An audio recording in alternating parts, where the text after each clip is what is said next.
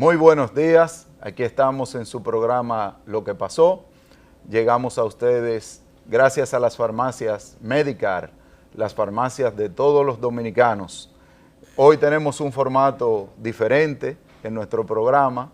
Hoy tenemos dos invitados especiales, que es Odil Villavizar, y tenemos también a Raúl Canahuate como invitado. Aquí está mi compañero Noel de la Rosa. Buenos días, Noel. Muy buenos días, Canahuate, Omar. Para mí es un placer en el día de hoy. Yo diría que no es un programa distinto, sino especial. Por el tema que vamos a tratar, de mucha trascendencia en la República Dominicana, y por los invitados que tenemos en el día de hoy. El público que disfrute este programa lo vamos a tratar con la misma motivación, con el mismo espíritu, pero dando informaciones muy especiales que de seguro muchas personas, un vecino de usted, necesita por la importancia de una institución que nos acompaña en el día de hoy, un tema en la República Dominicana poco tratado, pero necesario de que se ventile. Así es. Tenemos aquí con nosotros a Odil, de la Fundación Manos Unidas por el Autismo.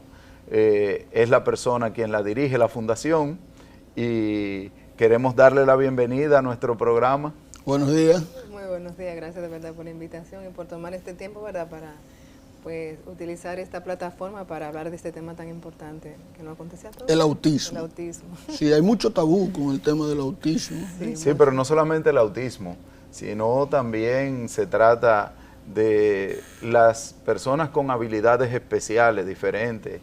Se trata de jóvenes que tienen síndrome de Down, aunque la Fundación es Manos Unidas por el Autismo, ellos ofrecen una amplia gama de terapias y realmente le dan una mano a estos padres que, como yo, necesitamos de esta ayuda de la Fundación. Le digo esto porque quien nos acompaña también a mi izquierda es mi hijo Raúl, quien está dentro del espectro del autismo.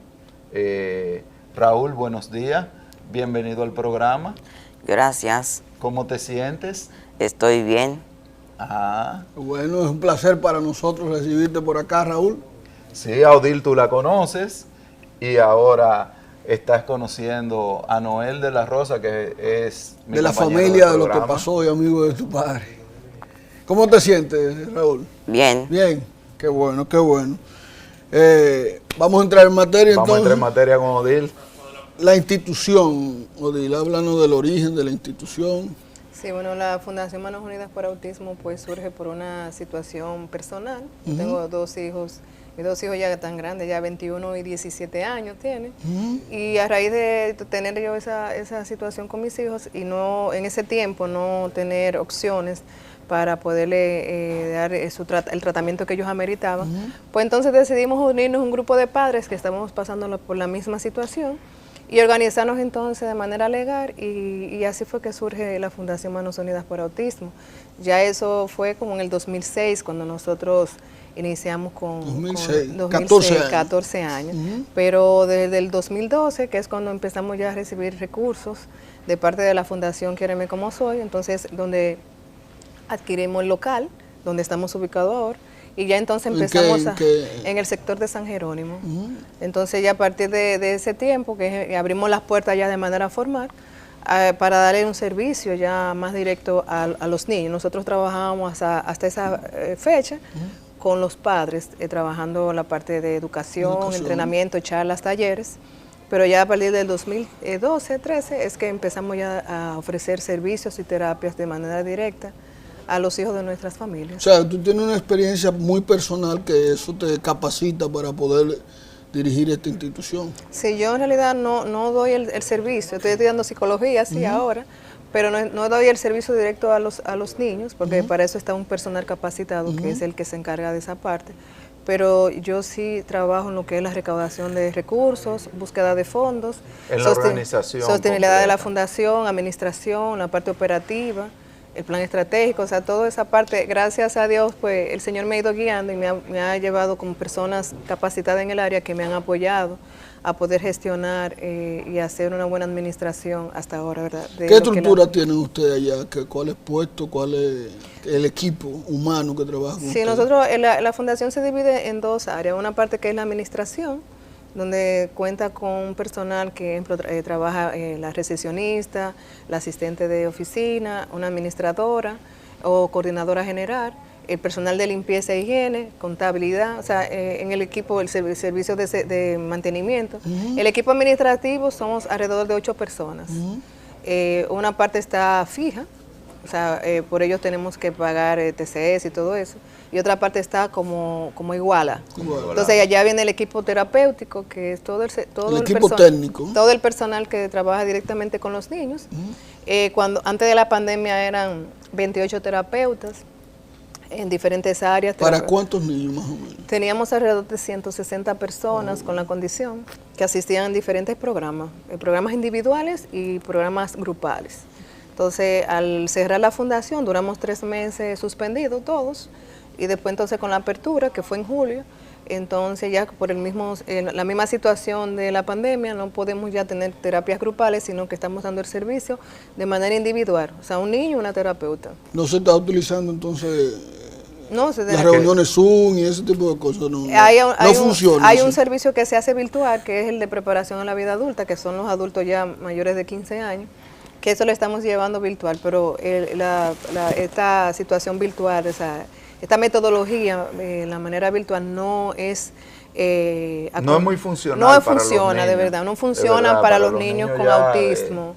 De cierta edad, ¿tú entiendes? Entonces, también hay más temas sobre esto. La Fundación Manos Unidas por el Autismo, todos los años, realiza una caminata que se hace en el Jardín Botánico Nacional, y esa caminata le genera unos recursos. Este año, por motivo de la pandemia, hubo que suspender la caminata, o sea que eso agrega otro componente de estrés económico a la fundación, que es bueno que Odil lo refiera sobre la caminata, sobre los aportes, los patrocinadores que reciben ahí. Sí, nosotros todos los años, era la sexta caminata, pues hacemos este tipo de actividad para recaudar recursos y otras actividades que son actividades donde se agrupan una cantidad de personas para nosotros poder recaudar recursos. Entonces, ¿qué pasa? Por la misma situación, tuvimos que suspender esa actividad y otras actividades de recaudación, lo que ha conllevado a tener un déficit, yo diría un abismo financiero. Entonces quiere decir que la fuente de recursos de ustedes está muy limitada. Sí, no hay fuente de recursos. No hay. El Estado no le... 30,000 pesos es lo que recibimos desde el Ministerio de Educación. No. Entonces, la alerta vino, ¿verdad? Que yo tuve que hacer un llamado, diríamos, para buscar los apoyos oportunos, porque nos dijeron que iban a aumentar de 30,000 a 50,000 pesos. No, pero eso es muchísimo para el tipo de misión que ustedes para tienen. enero, que no iban a aumentar el aporte. Entonces, nosotros tenemos alrededor de $500,000 de pesos más o menos, que es lo que tenemos que invertir en la fundación para poder enfrentar la demanda económica. $500,000 de pesos le cuesta. Necesita. Una estructura que ustedes tienen de personal, una estructura sociológica, tienen la estructura física, que ustedes no gastan en alimentación ni nada de eso. No, los niños porque van. Los niños van diario. Pero tenemos que pagar todos los servicios normal, o sea, agua, luz, teléfono. Y los sueldos de los salarios, ¿entiendes? O sea, el personal no es voluntario, el personal es contratado. Pero tú me dijiste, ¿cuántos? 20 psicoterapeutas. Nosotros teníamos, antes de cerrar, éramos en total 36 empleados en la fundación. Ahora con la situación que está ahora solamente tenemos 16 personas trabajando, porque ahora hay menos niños, hay menos... Todo se ha recortado. Entonces nosotros lo que hicimos fue, para poder enfrentar la situación, bajamos todos los gastos Inclusive hicimos un acuerdo con el personal para bajarle el salario y bajarle el horario, hacerle una reestructuración en sus sueldos. Bajamos todo lo que eran los costos, o sea, bajamos al mínimo el gasto de material, la compra de materiales, bajamos todo para ver si podíamos como sostenernos en el tiempo. Pero lamentablemente no ha sido posible, o sea, los gastos o la inversión que debe de hacer la institución con versus lo que entra, porque ahora tenemos menos niños, no nos da. Es como, bueno, en septiembre cerramos con un déficit de alrededor de 105,000 pesos. O sea, que tuvimos que buscar de los fondos que teníamos, de los últimos fondos que teníamos, la reserva de la institución. Tuvimos que pagar los salarios, pagar todo para poder enfrentar, o sea, seguir trabajando. ¿Es la única institución que trabaja de manera directa con especializada? No, aquí hay otras instituciones pero reciben mayor cantidad de recursos de parte del Estado. ¿Nunca ustedes se reunieron con la primera dama, la ex primera dama, que era muy enfocada por ser psicóloga? Varias ocasiones le planteamos la situación, mandamos todos los documentos, todos los pagos reales con factura y todo eso, pero nunca pudimos obtener ningún tipo de respuesta, diríamos... algo conciso. Algo concreto, sí, exactamente. Algo concreto. Inclusive, antes de cerrar, cuando entramos, que fue el 16 de marzo, creo, ¿verdad?, que se suspendió todo. Nosotros teníamos una reunión con el ministro de Educación en ese mes, el 24, y la suspendieron. Que yo tenía esperanza de que con esa reunión poderle explicar, porque los fondos nuestros los recibimos por el Ministerio de Educación. Los actuales, los 30,000 pesos. Los 30,000 pesos, entonces tenía esperanza de que con esa reunión se podía... ¿Y Quiéreme como soy, cuánto le da? No, los recursos de Quiéreme como soy no son estables, sino que todos los años ellos nos aportan una cantidad de fondos, depende de las instituciones que estemos en ese año. Okay, ellos distribuyen. Este año tampoco no recibimos. No, porque ellos no han hecho su famosa actividad. No, sabe que todo se ha suspendido. Es que todo se ha suspendido sí. Y eso ha generado una serie de déficits que se han ido encadenando. Mira, como bien te dije, Noel, los padres que tenemos los niños con la condición del autismo, sabemos lo difícil que es todas las terapias. Y no solamente difíciles, sino costosas que son. La Fundación Manos Unidas por el Autismo viene siendo un aliciente para nosotros, porque conseguimos terapias con muy buenos terapeutas a unos precios que son razonables. O sea, porque la fundación no tiene interés en ganar, sino en dar un servicio. Es una labor social, como tú comprenderás. Sí, eso sí. No son fines lucrativos, ¿no? Sí. Porque con una estructura como la que ustedes tienen, esa cantidad de dinero es poco, porque esas personas que trabajan, y creo que ustedes conocen bien el concepto de cuidar al cuidador, yo me voy siempre por el enfoque que los que trabajan deben tener también una calidad de vida para poder enfrentar la situación. No, y entonces también lo que otra situación que ha pasado es que los padres no han estado al día, porque hay muchos papás, muchas familias que han sido suspendidas de sus trabajos. Sí. Entonces se han retrasado también en los pagos. Y no tienen los recursos. Y lo que nosotros estamos evitando, o que no queremos, es incrementar los servicios, porque va a ser una carga más para las familias. El costo de los servicios. El costo, subir los costos, que eso hicimos una reunión con los padres y eso fue uno de los temas que se tocó. Ellos dijeron, bueno, pero vamos a aumentar el aporte que damos por las terapias. Que esa sería la última alternativa. Pero no creo que es la alternativa. El drama humano no creo que es la alternativa que vivimos los padres de niños que están dentro del espectro autista es algo que realmente solo nosotros sabemos cómo se siente eso. Mira que Odil ha cambiado su vida producto de esos dos hijos. Entonces, eso es algo que realmente en el CAI, por ejemplo, hay ayudas, hay muchas terapias, pero no alcanza para todos. Y además, en el CAI, las terapias y los niños se quedan solamente hasta los 10 años. Pero tenemos que hacer una breve pausa. Cuando regresemos, seguimos conversando con Odil.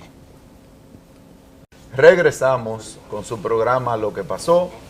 Esta mañana, como bien lo dice mi compañero Noel, tenemos un programa especial porque está dedicado a estas personas que tienen capacidades especiales, que mucha falta necesitan de fundaciones como la de Manos Unidas por el Autismo, que dirige nuestra amiga Odil, con quien estamos conversando esta mañana. Odil, seguimos contigo. Sí, que anteriormente le estaba comentando que al hacer una reunión con los padres, una de las cuestiones que pensamos o que ellos propusieron fue de hacer un reajuste en los aportes que hacen los padres por la terapia. Pero hay una cantidad de papás que pueden hacerlo, pero hay otra que no. Entonces hay un grupo que dijeron, no, porque no podemos. Si se hace un reajuste, aunque nosotros sabemos que la fundación está pasando por una situación, lamentablemente, no vamos a poder seguir llevando al niño. Entonces, entiendo que no es la opción más oportuna, porque ya a raíz de todas estas cosas que están pasando, también incrementar el servicio a las familias, entonces también no estaríamos contribuyendo con el costo, ¿no? ¿Entiendes? Entonces, ¿Y en cuáles puertas ustedes han tocado o piensan tocar?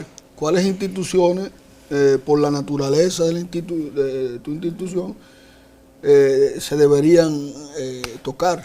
sí, nosotros lo que hicimos fue que nos comunicamos con las instituciones que nos apoyan por la caminata, que son patrocinadores, nos comunicamos con ellos y ellos nos dijeron, bueno, pues manda una propuesta.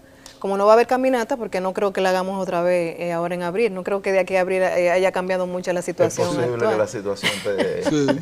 Entonces no creo que vayamos a hacer la actividad, por lo que se proyecta, ¿verdad?, que vienen unos meses un poquito más difíciles. Entonces ellos nos dijeron, bueno, pues manda una propuesta a ver cómo nosotros podemos apoyarte, pero para enero. O sea, para enero vamos a ver sí, cómo para el nuevo presupuesto. Pero entonces el tema es que tenemos 2 meses por delante, bien difíciles, que viene doble sueldo, ya están en déficit. Sí, pero yo entiendo. O van rumbo a eso. Sí, entonces. Yo entiendo que el ministro, de Educación, Fulcar, creo que es una persona realmente con una gran sensibilidad humana y yo creo que nosotros debemos tocarle el caso. Entiendo que él no tiene conocimiento de la situación por la cual la fundación está atravesando ahora mismo. Y no solamente eso, entiendo que también la distinguida primera dama, la señora Raquel Arbaje, creo que también puede intervenir con sus buenos oficios para que la fundación pueda seguir brindando este servicio social que tanto se necesita en este país. Realmente nosotros estamos ahora mismo muy necesitados de esas manos unidas que nos ayuden a llevar las situaciones con estos niños, que logren aprender, que logren desenvolverse. Aquí, por ejemplo, mi hijo Raúl ha sido beneficiado de muchos de los programas de la Fundación Manos Unidas. Él ha aprendido mucho allá, él ha tenido muchas terapias y realmente él ha mejorado bastante. ¿Verdad, Raúl? ¿Te gusta ir a la Fundación Manos Unidas? Sí. ¿Te gusta? Sí. ¿Y te gustan las terapias de Manos Unidas? Sí. Ah, qué bueno. ¿Y extraña a sus amigos del ¿Extraña a grupo, tus ¿verdad? amiguitos? Sí. Ah, Compañero. ¿y a tu terapeuta de habilidades sociales también? Claro. Ah, pero tú has aprendido mucho, Raúl. Sí. Qué bueno, Raúl.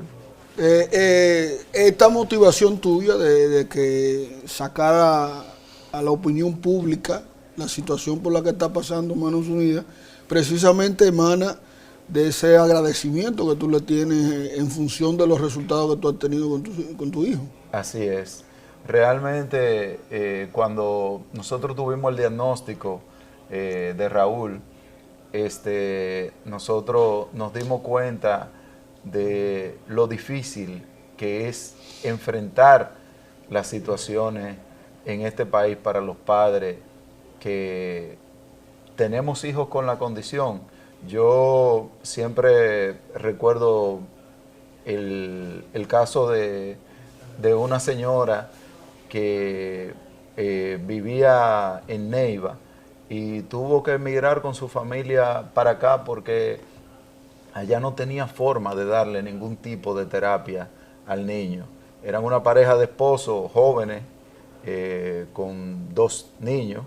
El varoncito tenía la condición del autismo y allá en Neiva ni siquiera querían aceptárselo en la escuela pública. Decían que el niño era anormal porque la concepción que ellos tenían allá estaba muy atrasada. Entonces, imagínate qué terapia podían conseguir en un lugar tan recóndito de la República Dominicana, cuando a veces tenemos trabajo aquí en la capital para conseguirlo. Porque este tema para los padres no es solamente de dinero, ni el dinero es lo más importante, aunque por la situación que está pasando en la institución es económica, pero la necesidad que tiene cualquier padre, que en instituciones como esta exista, no se resuelve con dinero. Mira, nosotros allá yo creo que viendo la situación y ya las evaluaciones que hemos hecho, hay 2 cosas que nosotros necesitamos y que sean permanentes, no recursos puntuales para esta situación, sino que se queden en el tiempo. Una es el aumento de la subvención.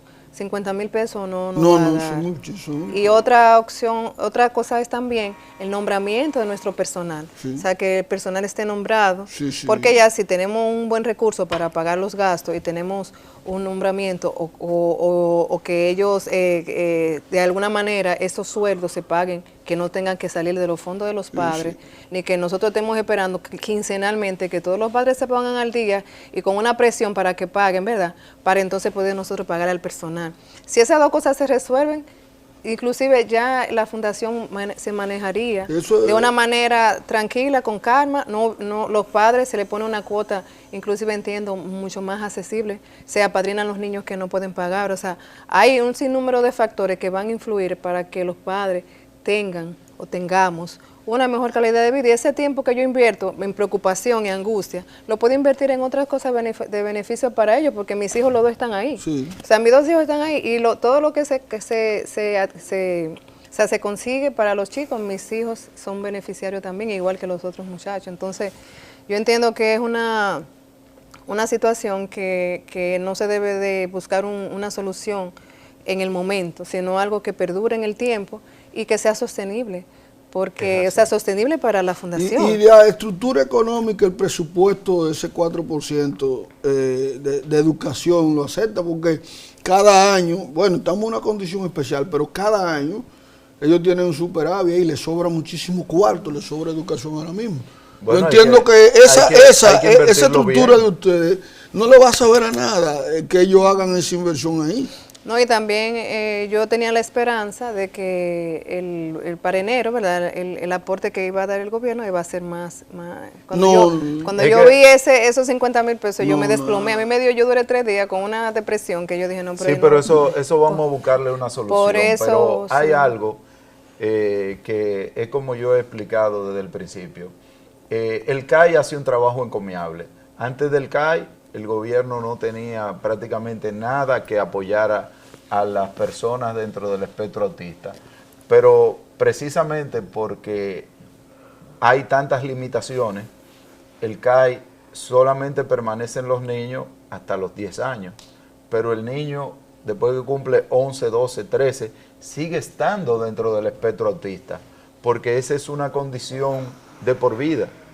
Entonces, realmente necesitamos de una fundación que apoye a esos niños que se convierten en adolescentes y que después más adelante van a ser adultos, y que son adultos que se pueden insertar dentro de la sociedad, porque son personas muy inteligentes, son personas que pueden realizar cualquier tipo de trabajo, son personas que pueden servir tanto para el área médica como para el área de matemáticas, para cualquier tipo de actividad. Depende siempre de las terapias que se le hayan dado y depende también de las inclinaciones y los talentos que ellos tengan, Claro. porque tienen talentos especiales, bastante por encima del promedio de la persona, pero enfocado hacia ciertas áreas, Sí, sí. mayormente. Hay muchos puestos que, de hecho, el mejor perfil sería una persona con esta condición,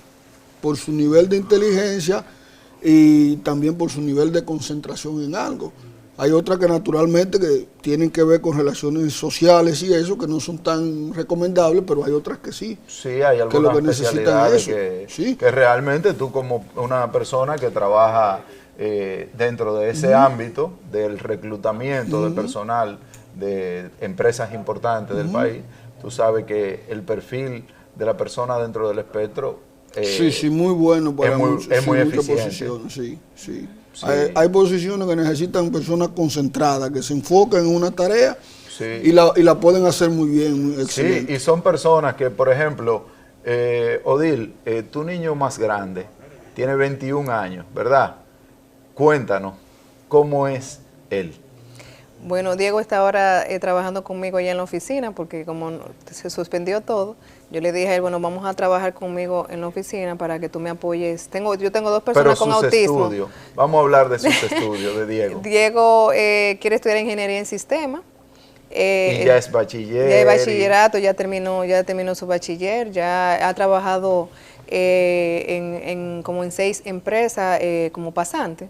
O sea que ya tiene una experiencia en diferentes áreas, diríamos, que ya le está capacitado para entrar a una labor, un trabajo formal. Una de las mejores muestras de que cuando se quiere, se puede. Sí, ha sido, claro, ha sido un trabajo arduo porque no fue con una varita mágica, eso significa que... No, fue con mucha terapia, que no son varitas mágicas. Mucha terapia, mucho trabajo de familia, estructura, y un trayecto con él, o sea, un recorrido con él de la mano.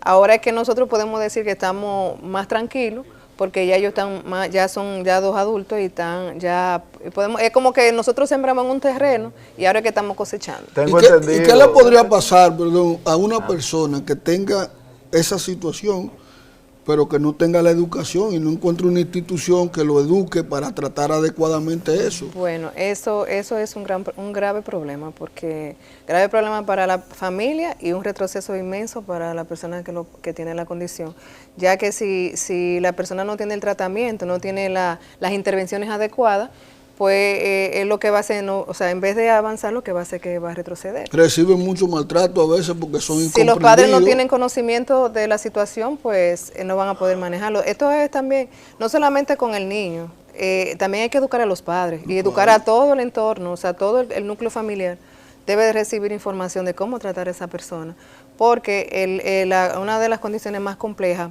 por todas las situaciones que tiene la condición es el autismo, porque no es solamente, por ejemplo, si necesita lenguaje, no solamente lenguaje, tienen otras dificultades en el área sensorial, la parte cognitiva, la parte de la comunicación, que es como un conglomerado de terapias y un equipo de personas que debe de trabajar con ese joven, ¿verdad? O ese niño, que por eso es que se incrementan tanto los costos, porque no es solamente un médico, ¿no? Sino tiene que ir un neurólogo, psiquiatra, psicólogo, terapeuta ocupacional, terapeuta de lenguaje. O sea, son muchas intervenciones porque el autismo afecta diferentes áreas del desarrollo de la persona y también de su condición, o sea, dentro de su condición. Entonces, todo eso incrementa los costos. Una familia que no pueda enfrentar la demanda económica por las terapias que el niño debe de recibir, lamentablemente es un individuo que no va a poder avanzar. Debe de tener quizá un componente familiar que tenga la estructura y que lo pueda ayudar. Hay un tema neurológico, un tema cognitivo, un tema de lenguaje propiamente dicho, que es de lo cognitivo, y un tema social, de la interacción social. Así mismo. Por ejemplo, sobre todo es uno de los más... Por ejemplo, mi hijo Diego, él es muy funcional, él va al gimnasio, va a sus actividades de la iglesia, va a los grupos, pero en el tema social, que él mismo me dice, yo cuando quiero hablar con una persona no puedo porque no sé cómo iniciar una conversación. Pero mira, Odil, tenemos que hacer una breve pausa. Sí. Cuando regresemos, seguimos conversando con Odil. Regresamos en su programa Lo que pasó. Hoy estamos conversando con Odil. Hemos hablado mucho sobre su fundación, sobre las terapias necesarias para los jóvenes y los niños dentro del espectro autista. Odil nos ha hablado de su experiencia personal, puesto que tiene dos niños. Dos jóvenes ya con la condición. Incluso, Noel, Odil, hay una película que es prácticamente autobiográfica de Odil, que tú podrías comentarnos algo de la película. ¿Cuál es? Sí, Lo que siento por ti es una historia, son 3 historias reales que se conjugan, 3 familias con hijos con con autismo y con síndrome de Down, que pasan por diferentes situaciones y al final, presentan como todo, cómo se relacionan las 3 historias. Cuando Raúl Camilo, el director, pues se acercó ya Raúl y yo pues tenemos una amistad muy, muy profunda, porque gracias a ellos la fundación pudo recibir los fondos de Quiéreme Como Soy. Entonces Raúl me comunica que quiere hacer una historia, una película de mi vida, y yo de mi vida, ¿cómo que, ¿cómo que de mi vida? Dice, sí, yo quiero hacer una película y contar tu historia. No, hasta ese momento no sabía que mi historia, ¿verdad?, o que mi experiencia iba a ser tan trascendente que iba a hacer una película. Entonces, fue un tiempo, yo diría, de mucho aprendizaje, porque me relacioné con la persona que hacía mi papel. Ellos fueron a mi casa, vieron cómo yo vivía, entonces trataron de hacer como una copia, ¿verdad?, como un simulacro, una recreación. Exactamente, para poder hacer como yo, o sea, mi historia. Yo duré como un mes, ellos me dieron como una grabadora para que yo entonces hablara todo. Él me dijo, todo lo que a ti se te ocurre, todo lo que tú recuerdes, tú lo vas a empezar a grabar. Y yo duré un mes hablando. Sí, para darle vida al y después, personaje. entonces ya hicieron el libreto, entonces empezaron a conversar conmigo de algunos temas que yo decía, no ponga esto porque eso me puede causar dificultades, pon esto, mira, vamos a tomar esto. Y nada, la película se estrenó creo que fueron hace 2 años. Aproximadamente. Sí, aproximadamente. Y fue muy taquillera, la gente, inclusive a veces yo andaba con los muchachos en los sitios y me dijeron, ¿ustedes le dan la película? Y se tomaban fotos, hasta autógrafos nos pedían. O sea que fuimos famosos, un tiempo de fama. Y nada, yo doné mi historia, o sea, yo no recibí ningún tipo de recurso por esa historia. Yo doné, pero yo le dije, yo quiero hacer algo y que eso quede y que haga diferencia. Sí, que es una película que realmente, no sé si se hizo, pero debimos de haberla llevado a algunos festivales internacionales.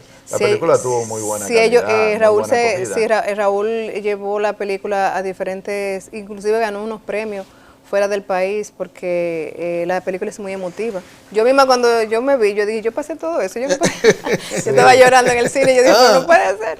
Sí, porque yo duré un tiempo divorciada. Cuando me divorcié, que me quedé con ellos pequeños, fueron unos momentos muy difíciles y muy complejos. Entonces, nada, el Señor ayuda a uno y muchas veces lo pone a uno en unos escenarios que es para que o que tú aprendas o tú enseñes. A mí me tocó las 2 cosas. Me tocó aprender y enseñar. Y entiendo que muchas veces Dios utiliza la vida de uno para uno poder ser ente de bendición para otras personas y bendiciones también para uno mismo. Así mismo. Dios siempre tiene un propósito para con nosotros y realmente Él sabe hacia dónde nos dirige. Y qué es lo que debemos hacer. Eso es algo que tú has sido de bendición con la fundación y con tu historia para muchos de nosotros los padres que estamos viviendo esta situación. ¿A qué año fue que entró Raúl allá? Raúl entró desde pequeñito, como 5 años, yo creo que tenían chiquitas. Como 5 años. Con los moñitos rojos así. Cuando Raúl entró allá, Raúl estaba aprendiendo a hablar, porque Raúl aprendió a hablar tarde con una terapeuta del habla que le agradecemos mucho a ella, que es Nelcy, y porque realmente hay diferentes dificultades, diferentes situaciones por las que ellos atraviesan. Como bien dice Odil, una de las primeras cosas es la necesidad de poder interactuar socialmente. Ese es uno de los principales problemas que ellos tienen, porque de esa interacción social y de ese poder relacionarse es que puede surgir los aprendizajes y las diferentes cosas en las que ellos van a aprender y van a poder guiarse por la vida. Un profesor, cuando yo estudiaba, una descripción que dio de este fenómeno es que tienen el mundo interno muy amplio, el mundo externo muy reducido, la incapacidad de poder interactuar, y precisamente uno aprende en esa relación con el mundo exterior. Sí, es un tema que uno como padre se preocupa mucho porque, por ejemplo, Diego, el mayor mío, que tiene 21 años, a pesar de que uno ha podido, ¿verdad?, darle, dentro de las posibilidades que tenemos, darle todo lo que él necesita y trabajar mucho en casa con él y poderlo intervenir adecuadamente, pero hay un tema social que lamentablemente no encaja. Él me dice que mami, yo me siento que no encajo en un grupo de mi edad, porque el lenguaje que ellos utilizan, me lo dicen, como ellos se expresan y los gestos que hacen, yo no los entiendo. Inclusive a veces yo hago chistes y él se queda así, digo yo, Diego, es un chiste, y me dice, pero es que yo no le vi la gracia a eso. Yo dije que te tiene que, pero si yo no me quiero reír, es una discusión. Yo dije, bueno, pues está bien. A veces él me hace chiste a mí, yo le hago lo mío. Yo dije, yo no le encontré risa a eso. Yo dice, pero es un chiste. Yo dije, bueno, yo no lo entendí. Dice, viste, estamos a la par. A veces me dice, y entonces, por ejemplo, hay cosas, por ejemplo, como él me está ayudando en la oficina, yo lo que hago es que para poderle dar algunas indicaciones, yo se le escribo y le hago como una agendita para que él sepa qué hacer en cada momento. Pero a veces yo me preocupo porque yo digo, y si hay una situación que él está en un entorno o en un escenario que yo no esté, ¿cuál sería la reacción que él pudiera tener? Entonces nosotros en casa le hacemos ponemos algunos escenarios que pueden pasar y le decimos, ¿qué tú vas a hacer en ese momento? Entonces ahí uno más o menos le ayuda, ¿me entiendes? Para que él pueda reaccionar, pero hay cosas que se escapan de las manos de nosotros. ¿Cómo a qué edad, para el público que nos está viendo y que podrían estar en esta situación, uno descubre que un hijo tiene esa condición o algún síntoma que uno vea? Sí, yo diría que, bueno, en mi caso, cuando Diego cumplió 1 año, ya yo veía como algo diferente en él. Por ejemplo, lo veía muy distraído. Parecía sordo, por ejemplo, yo le hablaba y no me escuchaba. Habían algunas situaciones, más o menos uno se da cuenta porque, tiene que el papá estar bien pendiente. Porque son, ejemplo, el lenguaje, no era un lenguaje, o sea, no tenía lenguaje. Él lo que hacía era ruidos o hacía, señalaba. Y entonces habían algunas situaciones que yo decía, pero este niño tiene algo diferente. Yo tenía una sobrina que tenía la misma edad que él, y yo decía, aquí hay algo que no... Pero tú no tenías conocimiento sobre la existencia de ese fenómeno. Cuando a mí me dijeron autismo, yo dije... Tuvo que aprender, como todos los padres. Exactamente. Mira, Odil, estamos realmente ya llegando al final del programa. Nosotros aquí en el programa Lo que Pasó hacemos un compromiso público de que vamos a hacer todos los esfuerzos posibles para conseguir esos recursos necesarios.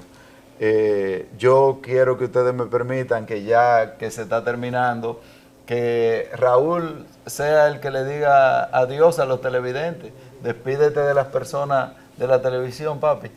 Dile adiós a las personas. Dile que te gustó mucho el programa o no te gustó. Raúl? Sí, me gustó. ¿Te gustó el programa? El frío sí. El frío fue que no te gustó, Raúl. Pero despídete del programa, papi. Okay. Dile a tus amiguitos del colegio, ¿cómo se llama tu colegio? Adventista. Ok. ¿Y tu profesora del colegio? ¿Cómo se llama la psicóloga? Rosana. Dile adiós, Rosana. Dile que tú la quieres mucho. Bye, Rosana. Te quiero mucho. Bueno, con las palabras de Raúl despedimos el programa. Muchas gracias a todos los televidentes. Tengan un feliz resto del día.